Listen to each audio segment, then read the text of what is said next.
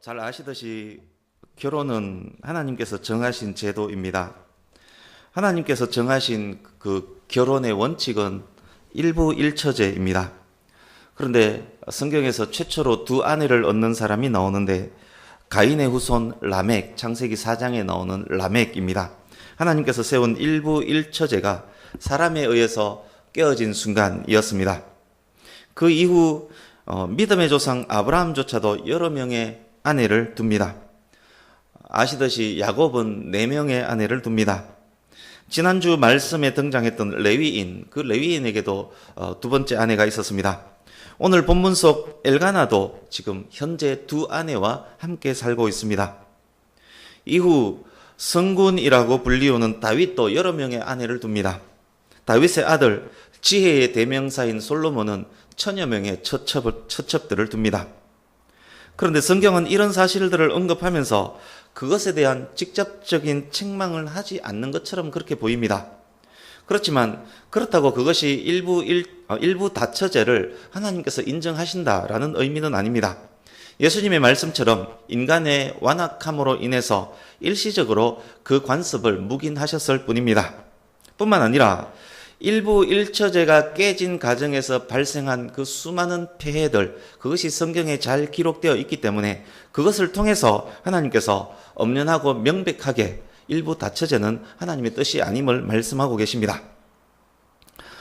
여러 명의 아내를 둘 수밖에 없었던 중요한 이유 중 하나는 자녀를 낳을 수 있느냐의 문제가 많습니다. 현대에도 불임의 문제를 안고 사는 사람들이 많은데 고대에는 얼마나 더욱 그러했겠습니까? 고대 여인들의 행복은 자녀를 얼마나 많이 두었느냐, 또 아들을 낳았느냐라는 문제와 직결됩니다. 불임의 문제로 여러 명의 아내를 둘 수밖에 없었다면 그 가정에는 분쟁과 투기가 있을 수밖에 없습니다. 그 분쟁과 투기, 그리고 그것을 겪는 당사자, 그들의 아픔이 어느 정도일까요? 직접 겪어보지 않았으면 말을 하들들 말아야 하지만 저에게는 간접적 경험이 있기 때문에 그것이 어느 정도인지 압니다. 시골 우리 옆집에 사는 제 친구에게는 2명의 어머니가 있었습니다. 큰 어머니에게는 자녀가 없었습니다. 친구의 어머니는 자기 아버지의 2번째 아내였습니다. 친구의 어머니는 또한 친구를 포함해서 4명의 자녀를 두었습니다. 이 모두가 한 집에 살고 있었습니다. 어릴 적 제 기억으로 우리 옆집은 싸움 없이 지나가는 날이 거의 없었습니다. 늦은 밤 혹은 새벽에 싸우는 소리에 어린 제가 잠 깬 적이 한두 번이 아니었습니다. 당시 중학생이었던 옆집 누나, 그러니까 친구의 누나입니다. 옆집 누나가 울면서 자주 그렇게 소리 지릅니다. 이렇게 소리 지릅니다. 옆집에 저희 아버지를 부르면서 누구 아버지에 막 살려주이소 막 그럽니다. 그러면 자다가 아버지께서 새벽이고 늦은 밤이고 그렇게 출동하곤 했었습니다. 친구의 어머니가 윗동네로 집을 따로 얻어서 그렇게 별거하기도 했었습니다. 또 친구는 종종 저를 데리고 한 번씩 낮에 이렇게 순찰을 나갑니다. 무슨 순찰을 가는가 하면 그 집 낫가리 옆 아니면 그 하수구 개울 옆 밤에 잠잘 곳을 찾아서, 왜냐하면 워낙 집에 가면 싸우기 때문에 집에 들어가기 싫어서 어디 잘 자리 없느냐 하면서 저를 데리고 낮에 이제 잠잘 자리를 물색하기 위해서 볕단 낫가리, 도로 옆 배수로 등 낮에 미리 물색하곤 그렇게 했었습니다. 그러니까 싸움의 내용은 주로 이런 내용입니다. 감히 형님한테 자기는 아이도 없으면서 누가 고참이냐, 누가 아이를 두었느냐 이렇게 싸우면 그 동서간의 싸움은 정말 말리기 힘들 정도로 그렇게 싸움이 되고, 또 거기에 남편이 개입하고 자녀가 개입하게 되면 감당할 수 없는 싸움이 되곤 했었습니다. 방금 말씀드린 것은 우리 왼쪽 옆집 이야기입니다. 동서남북으로 따지면 서쪽에 있던 왼쪽 옆집 이야기입니다. 그런데 우리 오른쪽 옆집도 만만치 않은 경우입니다. 오른쪽 옆집은 우리 동네에서 가장 부자 중 한 집입니다. 부잣집 외아들이 결혼을 했습니다. 며느리로 당시에는 보기 드문 우리 동네에서 최초입니다. 대학을 졸업한 며느리가 그 집에 들어왔습니다. 그런데 시간이 흘러도 아들 부부에게 아이 소식이 없습니다. 외아들을 키운 전투력 막강한 시어머니는 신학문을 배운 며느리를 구박합니다. 불임으로 인한 고부간 갈등은 너무도 심했습니다. 그 싸움에 성격 급한 아들이 개입합니다. 싸움은 큰 싸움이 됩니다. 늦은 밤에 시어머니 되시는 분이 우리 집에 오곤 했습니다. 큰 싸움 후에 며느리가 울면서 뛰쳐나갔는데 아직 들어오지 않았다는 겁니다. 찾으러 가야겠는데 밤길이 무서워서 혼자 가기 힘듭니다. 그때 어린 제가 따라간 적이 있습니다. 시어머니가 후레쉬를 자주 비췄던 것이 제가 지금도 뚜렷이 기억납니다. 깊은 개울이 있으면 유심히 후레쉬를 비춰봤습니다. 그리고 논 옆에 논의 물대기 위에서 파둔 작은 연못이 있습니다. 그 연못, 거기에 또 후레쉬를 비춰봅니다. 그래서 어릴 때는 잘 몰랐지만 지금은 왜 그렇게 비춰보았는지 지금은 알 수 있습니다. 어릴 적 꽤 긴 시간 동안 이런 일들을 제가 지켜보았기 때문에 자녀를 낳지 못하는 여인의 아픔, 그리고 아내들 간 투기에 대해서 잘 알 수 있습니다. 이 일로 당하는 고통이 얼마나 큰지에 대해서도 그것이 죽음을 생각할 정도의 큰 고통임을 알고 있습니다. 이제 오늘 본문에 들어갈 텐데, 본문에 들어가기 전에 전체적인 배경, 오늘 본문과 관련된 전체 배경을 짧게 먼저 설명하겠습니다. 지난주에 이스라엘의 왕이 없으므로 각기 자기 입맛대로 행했던 사사시대에 대한 말씀을 나눴습니다. 그때가 이스라엘 타락의 절정기 중 한 시대였습니다. 하나님의 백성 이스라엘이었지만 자기 입맛대로 하나님의 백성이 행할 때 그 하나님의 백성의 삶은 소돔과 다를 바가 없었다라고 지난주 말씀을 드렸습니다. 성경 사사기 다음에 이어지는 성경이 룻기입니다. 룻기의 배경 역시 사사시대입니다. 그런 악한 시대에 하나님의 뜻을 준행하는 여인이 있었는데 그녀가 바로 룻이었습니다. 룻기는 작년에 7주간 말씀을 이미 전했습니다. 룻기서에서 가장 중요한 것 중에 하나는 룻과 보아스를 통해 다윗의 아버지 이새가 태어난다는 것, 예수 그리스도의 족보, 구속사에 대한 것, 그것이 룻기의 가장 큰 의미였습니다. 그래서 룻기는 예수님의 조상 다윗의 출생을 멀리서 바라보는 그런 귀한 책이 되었습니다. 이제 오늘부터 몇 주간 사무엘서 말씀을 나눌 것입니다. 사무엘서에서 주인공 역할을 하는 사람은 엘리 제사장, 그리고 사무엘, 그리고 사울과 다윗입니다. 사사가 통치하던 시대에서 왕이 통치하는 시대로 넘어가는 때, 그때 사무엘이라는 걸출한 인물이 등장한 것입니다. 사무엘은 이스라엘의 마지막 사사입니다. 또한 사울과 다윗 두 명의 이스라엘의 왕을 기름 부어 세운 인물이 바로 사무엘입니다. 오늘 본문은 그 사무엘의 어머니 한나, 그리고 사무엘의 출생과 관련된 내용입니다. 이제 본문으로 들어가겠습니다. 눈으로 1절에서 6절을 눈으로 읽으면서 들어주시기 바랍니다. 사무엘상 1장 1절에서 6절을 눈으로 읽으면서 들으십시오. 때는 저마다 제 입맛대로 살아가던 사사시대입니다. 그때 엘가나라는 사람이 있었습니다. 에브라임 사람이라고 불리우지만 에브라임 지파는 아닙니다. 역대상에 나온 말씀을 보면 엘가나는 레위 지파 숲의 후손입니다. 여기 엘가나도 역시 레위인이라는 말씀입니다.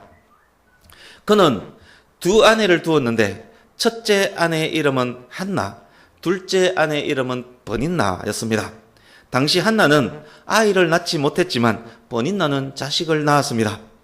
엘가나는 둘째 아내를 둔 가장 큰 이유, 엘가나가 둘째 아내를 둔 가장 큰 이유가 본문 말씀을 통해서 추측해보면 한나의 불임 때문이었음을 알 수 있습니다. 여기에서 한나라는 이름이 등장했습니다. 성경에 등장하는 인물로 딸의 이름을 지을 때 가장 많이 짓는 이름 중 하나가 한나입니다. 주로 에스더, 한나, 이게 가장 많이 짓는 이름 중 하나입니다. 그 말은 이 한나를 많은 성도가 닮고 싶어 한다라는 의미이기도 합니다. 그 한나가 여기에 등장했습니다. 본문 당시 성막은 실로라는 곳에 있었습니다. 실로의 위치는 예루살렘 북쪽으로 약 30km, 그리고 베델과 세겜 사이에 있는 지명입니다. 당시 성막은 실로에 있었습니다. 이스라엘의 성막은 광야와 길가를 거쳐서 실로로 옮겨진 이후 오랫동안 실로에 정착되어 있었습니다. 그때 이스라엘의 대제사장은 엘리였습니다. 당시 엘리는 나이가 많아서 거의 은퇴한 상태였고 실무는 두 아들 홈니와 비느하스가 담당하고 있었습니다. 여기 엘리, 홈니, 비느하스도 지금 등장했습니다. 엘리는 성경 인물 중 자녀 교육에 실패한 인물의 대명사입니다. 홈니와 비느하스는 아버지 욕먹이고 제멋대로 행하는 후레자식의 대명사입니다. 그래서 여기에 이제 엘리, 홈니와 비느하스 등장했습니다. 사무엘서를 읽을 때 그것을 염두에 두고 읽으면 더 잘 이해가 될 것입니다. 타락한 사사 시대였지만 본문에 등장한 엘가나는 오늘 본문 말씀을 통해서 보면 매우 경건한 사람이었음을 알 수 있습니다. 매년 온 가족이 함께 실로에 가서 여호와께 제사했음을 보면 알 수 있습니다. 경건한 가족, 하나님의 전에 나가서 예배하는 그런 사람이었다는 말입니다. 본문에 나온 제사는 아마 화목제였을 것입니다. 화목제 후에는 제사자에게 돌아오는 할당된 고기가 있습니다. 제사 후 가장 엘가나가 당시에 매우 귀한 고기를 가족들에게 나누어 주는데 첫 아내 한나에게 버닌나의 2배를 줍니다. 아이를 낳지 못하는 한나이지만 남편 엘가나의 사랑은 지금 한나를 더 향하고 있다는 말이기도 합니다. 그것을 본 버닌나가 가만히 있을 리가 없습니다. 형님 한나를 무시하면서 심한 말로 박박 긁습니다. 아마 아이도 못 낳는 여자가 어쩌고 저쩌고, 네가 그래도 여자냐 어쩌고 저쩌고, 아마 그렇게 박박 긁었을 것입니다. 이 일로 한나는 심히 격분하며 괴로워합니다. 그런데 그것이 한두 번이 아닙니다. 매년 실로에 와서 예배할 때마다 그런 일이 일어납니다. 시간이 지날수록 강도는 더욱 강해집니다. 하나님께 예배하는 거룩한 날이 한나에게는 싸우는 날, 더욱 아픈 날이 됩니다. 싸울 때마다 거의 한나가 케업해 당합니다. 아이도 없는 주제에 여자도 아닌 여자가 어쩌고 저쩌고 그렇게 몰아세우는데, 상처난 데를 또 후벼파고 그곳에 또 소금을 뿌리는데 한나의 마음이 얼마나 괴로웠겠습니까? 평소에도 자주 우는데 예배하는 그날은 더욱 슬피 우는 날이 됩니다. 너무 울어서, 너무 슬퍼서, 너무 열받아서 아무것도 먹지를 못합니다. 그때 남편 엘가나가 울고 있는 한나를 달래며 이렇게 말합니다. 한나여, 또 울고 또 안 먹는 거요. 계속 그렇게 슬픔만 하면 어찌하오? 내가 있잖소. 내가 더 잘하겠소. 당신에게 내가 10아들보다 더 낫지 않소. 이렇게 달랩니다. 여러분, 여러분이 만약 한나라면 엘가나의 이 말이 위로가 됩니까? 때리는 시어머니보다 말리는 신우가 더 밉다라고 했는데, 다독이는 엘가나가 어쩌면 시어머니를 말리는 신우처럼 더 미웠을지도 모르겠습니다. 지금 아파서 죽겠는데 엘가나가 와서 한다는 이야기가 내가 더 잘할게, 내가 10아들보다 더 낫지 않느냐, 이게 무슨 위로가 되겠습니까? 이제 9절에서 11절입니다. 엘가나와 버닌나의 자녀들, 그리고 엘가나 집의 종들 함께 맛있게 고기를 먹을 때 한나는 그런 이유들로 제대로 먹지를 못합니다. 눈물을 훔치면서 간 곳이 성막입니다. 기도하기 위해서 성소로 간 것입니다. 원래 성막은 이동식 시설물이었지만 오랫동안 실로에 있었기 때문에 아마 성막 주변은 영구적으로 잘 정돈되어 있었을 것이고, 그리고 성막도 견고한 시설물들로 고정되어 있었을 것입니다. 여기 문설주라는 단어가 그것을 증거해 줍니다. 이동식 성막, 원래 성막에는 문설주는 문 양쪽에 있는 기둥을 말합니다. 원래 성막에는 문설주가 없습니다. 그렇기 때문에 이동식 시설물 성막이 지금 고정되어 있다는 의미일 것입니다. 한나가 성막으로 갔을 때 제사장 엘리가 성막 문설주 곁 의자에 앉아 있었습니다. 마음이 괴로운 한나가 문 밖에 서서 통곡하면서 기도합니다.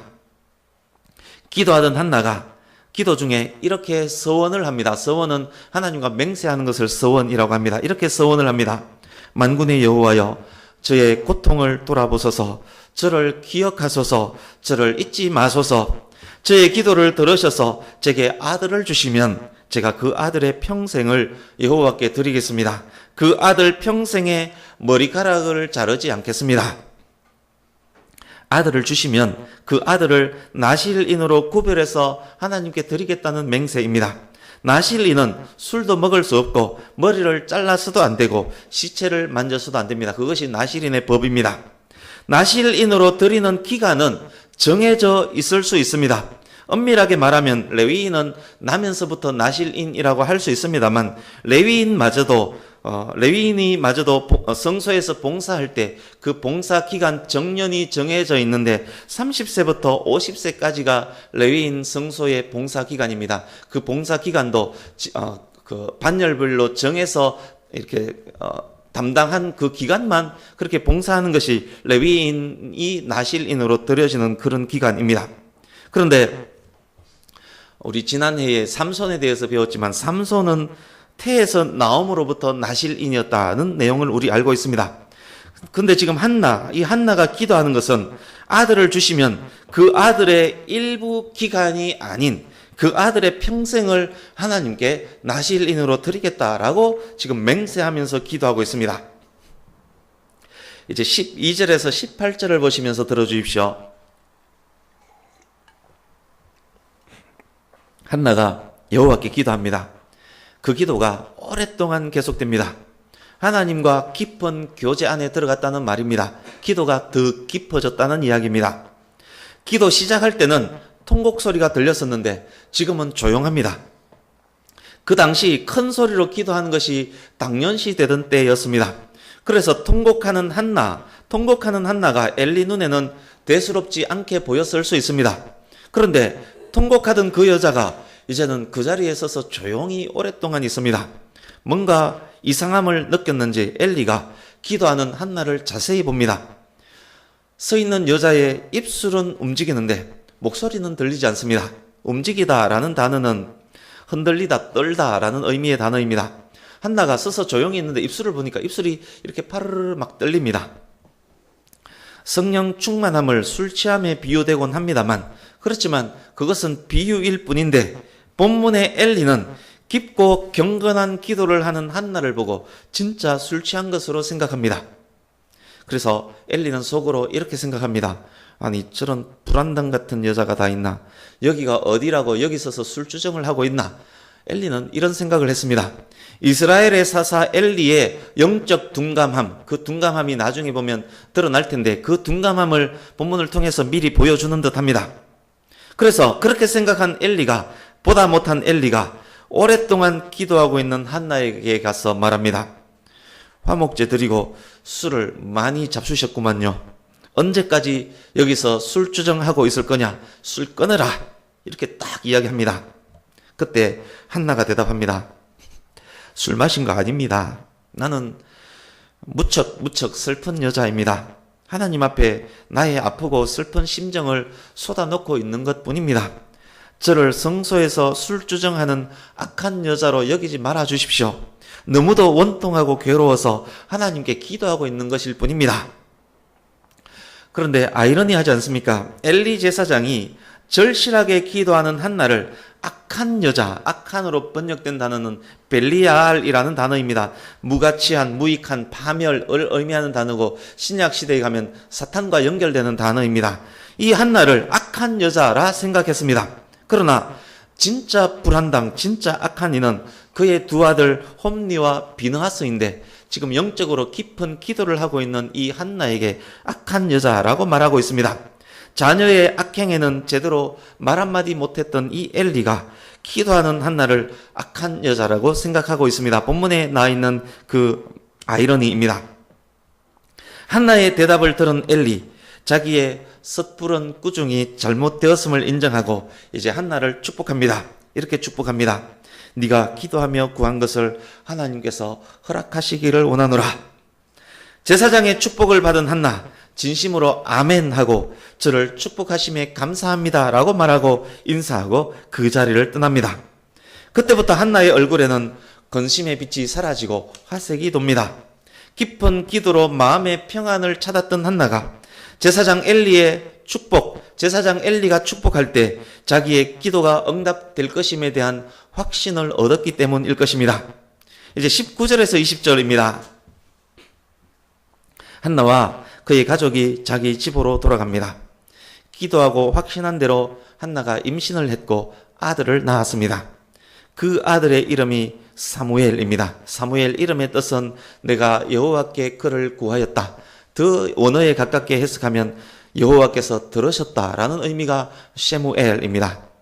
사무엘이 젖을 떼자 한나가 서원을 이행합니다. 한나의 서원 이행을 남편이 동의해 줍니다. 귀한 아들 사무엘을 한나가 하나님께 드립니다. 그때부터 사무엘은 성전에서 길리워집니다. 사무엘을 하나님께 드린 한나는 그 이후 3남 2녀를 더 출산합니다. 한나의 불임은 그때 이후 완전 치료가 된 것입니다. 하나님께 바쳐진 한나의 장남 사무엘은 여호와 앞에서 잘 자랍니다. 시간이 지날수록 엘리의 두 아들 홈니와 비느하스는 더욱 악해져 갔지만 사무엘은 여호와와 사람들에게 더욱 사랑을 받으면서 성전에서 잘 자라갑니다. 이렇게 길르어지고 성장한 아이가 바로 이스라엘의 위대한 사사, 위대한 선지자, 위대한 제사장 사무엘입니다. 여호와께서 그와 함께 하심으로 그 입에 말이 하나도 땅에 떨어지지 않았던 선지자, 위대한 사무엘이 바로 오늘 본문에서 말씀되어지는 그 사무엘입니다. 이제 앞으로는 이제 성경 말씀을 할당된 그 기간에 따라서 쭉 읽다가 보면 오늘 본문과 연결해서 이해하면 더 잘 이해가 될 것입니다. 이제 몇 가지를 오늘 본문을 통해서 몇 가지를 정리하면서 말씀을 마무리해 가겠습니다. 첫 번째 주제입니다.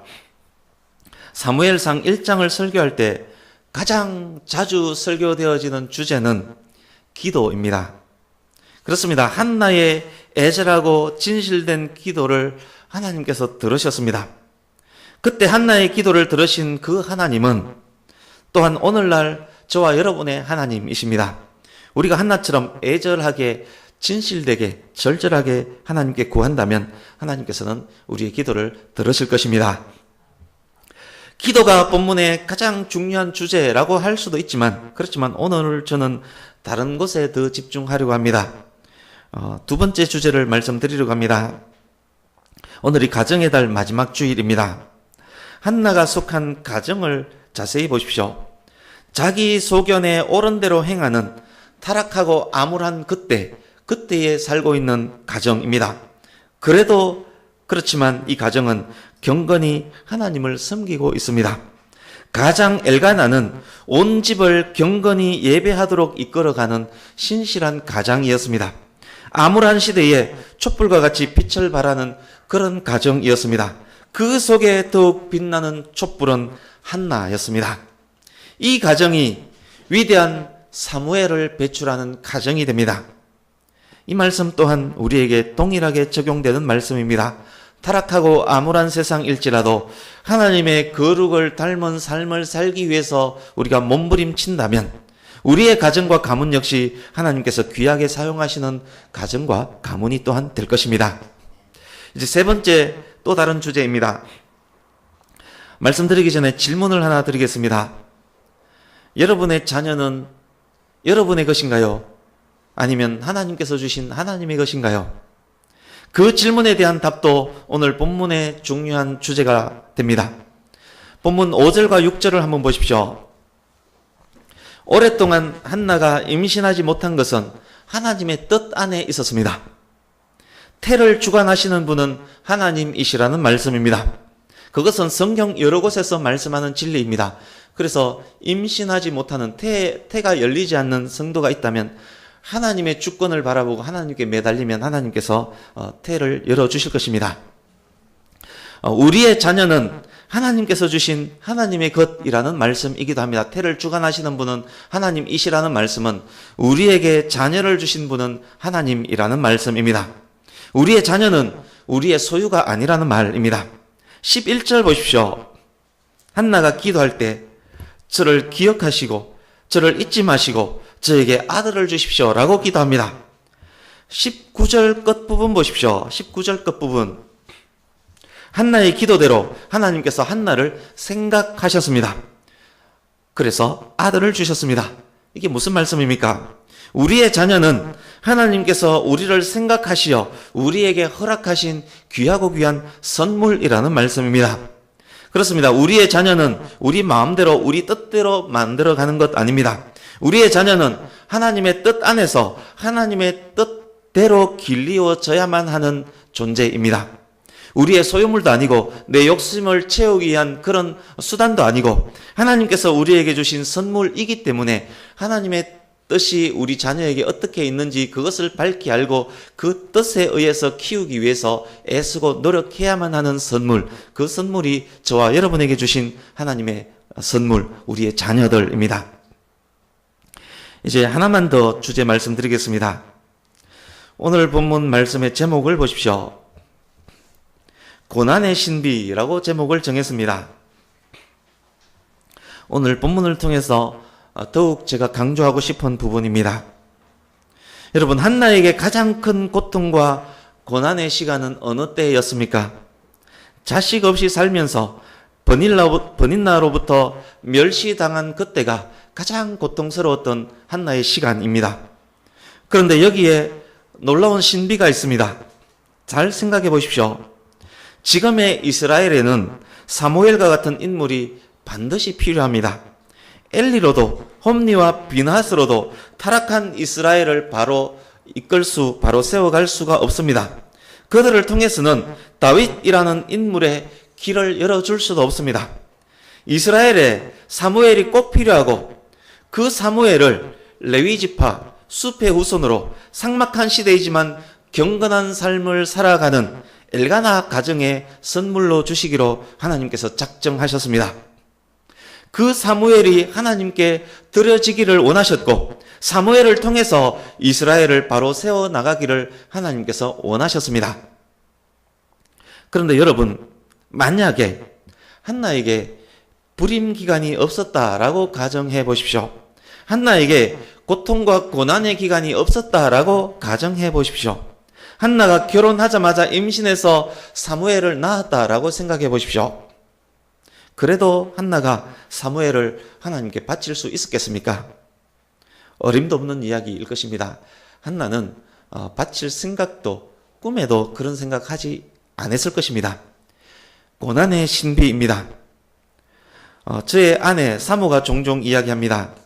만약 우리 가정이 어려운 일 겪지 않고 평탄했었다면, 평탄한 가정의 가장인 제가 어느 날 갑자기 하나님의 종이 되겠다라고 말했다면, 만약 그랬었다면 저의 아내는 절대 동력자, 지지자, 지원자인 사모가 되지 않았을 것입니다. 아마 반대를 엄청 했을 것입니다. 저도 사모도 그랬습니다. 어려움을 겪어보니, 고통을 겪어보니 이 길이 바른 길이고 이 길이 하나님의 뜻이구나, 그렇게 깨달을 수 있었던 것입니다. 현대에 저와 여러분 가운데도 여전히 존재하는 고난의 신비입니다. 그렇기 때문에 오늘 본문에서 가장 중요한 주제가 믿음도 아니고 기도도 아니고 태를 주관하시는 하나님도 아니고 자녀를 우리에게 선물로 주신 그런 하나님, 자녀는 우리의 소유가 아닌 하나님의 소유, 그것도 가장 중요한 주제가 아닙니다. 믿음보다도 기도보다도 가장 중요한 주제는 하나님의 다스리심, 하나님의 섭리, 그것이 가장 중요한 주제입니다. 말씀드린 고난의 신비가 바로 하나님께서 다스리심에 대한 증거, 하나님의 섭리에 대한 증거입니다. 성도의 길이, 저와 여러분의 길이 고난의 길, 고통의 길일 수 있습니다. 성도인 저와 여러분 현재의 삶이 아프고 슬플 수 있습니다.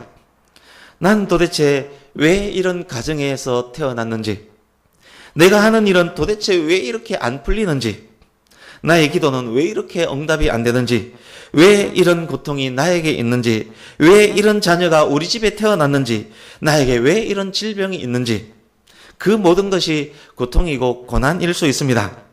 그러나 우리가 하나님의 자녀라면, 우리가 성도라면, 우리에게 믿음이 있고 우리가 기도할 수 있다면 그 모든 것마저도, 고통과 고난마저도 하나님의 다스리심, 하나님의 섭리 안에 있습니다. 고통과 고난까지도 합력해서 하나님께서 원하시는 아름다운 선을 분명히 만들어 가실 것입니다. 한나의 고통과 고난이 한나의 기도를 낳게 했고 서원을 하게 만들었습니다. 그것이 신비롭게 작용해서 사무엘이라는 위대한 인물이 나오게 만들어졌습니다. 사무엘은 다윗을 기름 부어 세우는 위대한 인물이 됩니다. 다윗은 예수님의 조상, 예수님의 모형이 됩니다. 이제 말씀을 마치려고 합니다. 사랑하는 성도님 여러분, 혹 지금의 삶이 많이 힘들지 않습니까? 남모를 고통과 고난 속에 있지 않습니까? 주변의 사람들이 그 고통, 고난 어떻게 알겠습니까? 그래서 자주 슬퍼하며 울고 있지 않습니까? 혼자 운전하면서 눈물 흘리며 기도하는 그런 경우 없었습니까? 그러나 그 일로 실망하거나 포기하지 마시기 바랍니다. 고통과 고난이 클수록 더욱 믿음으로 기도하시고 하나님께 매달려 보십시오. 믿음으로 기도하시며 인내하시며 버텨나가십시오.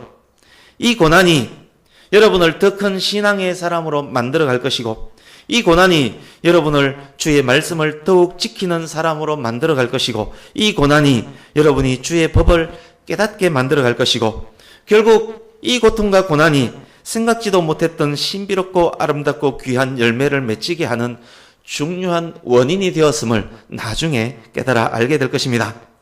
세상 사람들은 이 풍랑 때문에 이 풍랑으로 인해서 타고 있던 배가 뒤집어지고 망하고 말겠지만 그렇지만 하나님의 백성에게는 이 풍랑이 배를 더 빨리 가게 만들어가는 동력이 될 것입니다.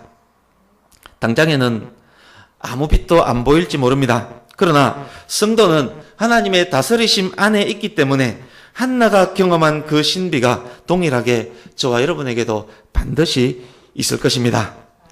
이제 말씀 두 곳을 읽고 마치겠습니다. 오늘 말씀의 결론이라고 생각하시면서 읽으시기 바랍니다. 먼저 주 오른쪽 하단에 있습니다. 먼저 시편 119편 67절 먼저 함께 읽습니다. 시작. 고난 당하기 전에는 내가 그릇 행하였더니 이제는 주의 말씀을 지키나이다. 아멘. 이어서 시편 119편 71, 72절 같이 읽습니다. 시작. 고난 당한 것이 내게 유익이라. 이로 말미암아 내가 주의 율례들을 배우게 되었나이다. 주의 입의 법이 내게는 천천 금은보다 좋으니이다. 아멘. 지금 여러분에게 있는 이 고통과 고난이 하나님의 다스리심 안에서 신비하고 귀한 열매로 맺혀지길, 그래서 더욱 하나님의 뜻을 깨닫고 준행하는 가정, 더욱 귀한 일을 감당하는 가정, 더욱 하나님을 찬송하는 가정과 가문으로 만들어지시기를 예수님의 이름으로 축복합니다. 아멘. 기도하겠습니다.